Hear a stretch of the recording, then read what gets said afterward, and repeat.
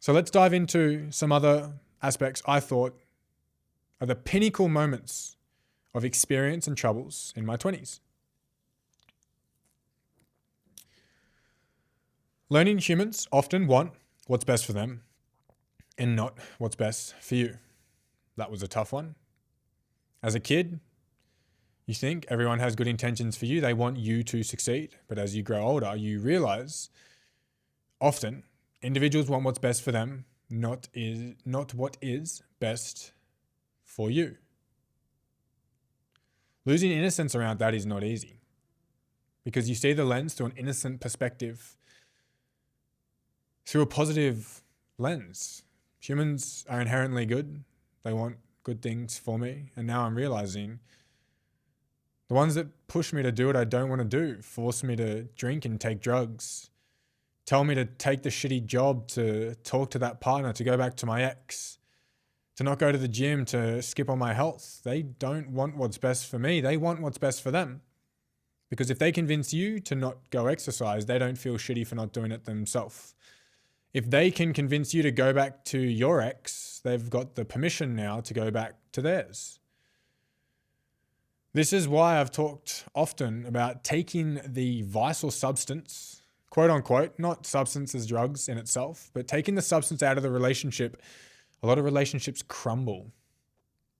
People come together over common enemies, over gossiping, bitching, disliking someone.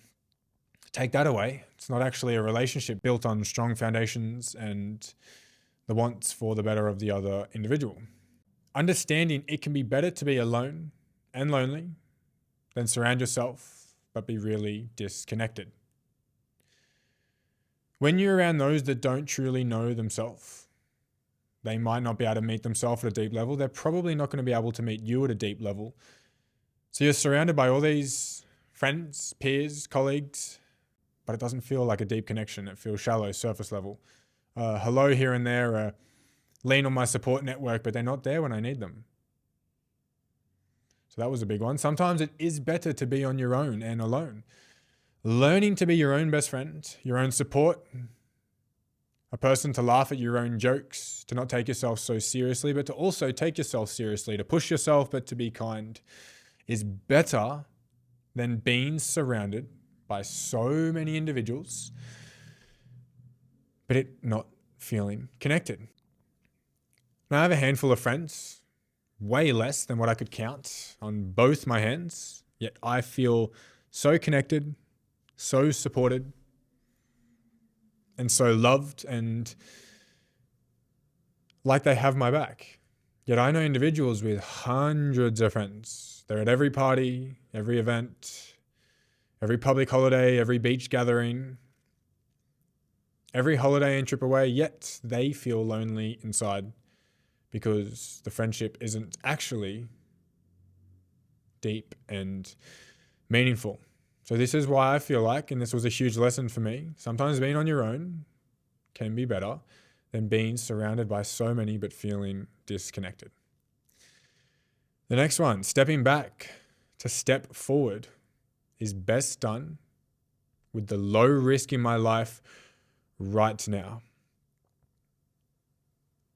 No one likes to step back, ever and at all.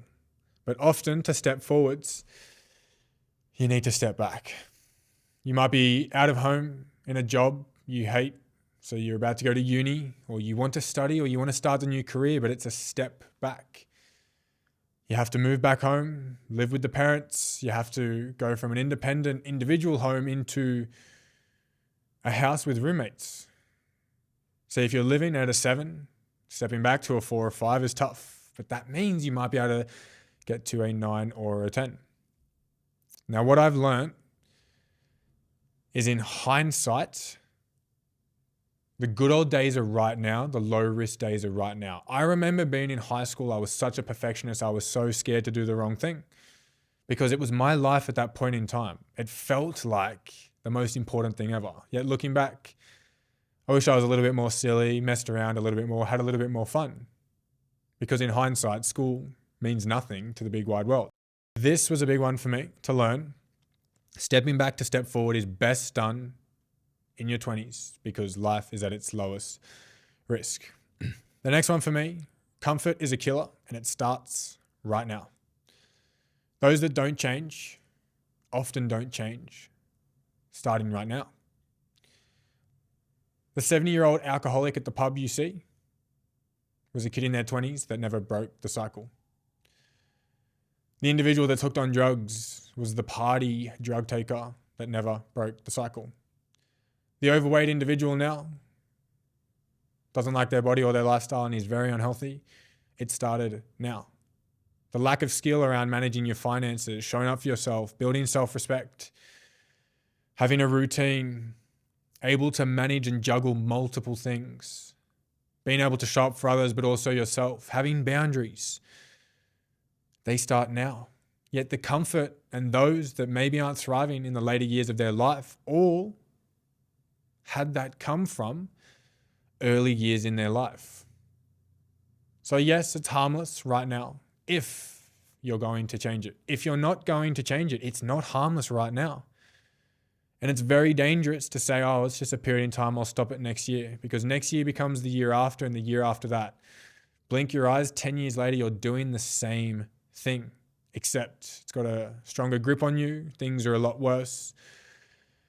And you become essentially maybe a worse off person because you're trying to navigate around what you developed in your 20s, because comfort starts now. The last point I wrote down that is a pinnacle moment of experiences in my 20s is that life can be unfair. It can stay unfair and meaningless, or we can learn to attach a reason to it so it seems less unfair. Life is unfair. Us in the Western world, we are very fortunate because what's unfair to us, my God, would be someone's dream in other parts of the world. In other countries, war-ridden, poverty-ridden, third world, they would dream to have what the worst individual in the Western world would have. I have learnt that not everything happens for a reason, although I have it tatted on my wrist. But I love this tattoo so much because I have learnt attaching a reason to everything makes life a little less unfair. Unfair things can happen. Shit things happen. And they can. But you can either sit there and wallow in the fact that shit things have happened, or you can attach a reason to it, find a pathway out of it, and move forwards. The things I have gone through in my life, there are some unfair moments, but attach a reason to it, and it is who I am today. I'm pretty damn happy with who I am today. Without attaching the reason, you sit there, throw your hands up. Oh, well, bad things happen. Yeah, bad things do happen, but I am not willing to just accept that.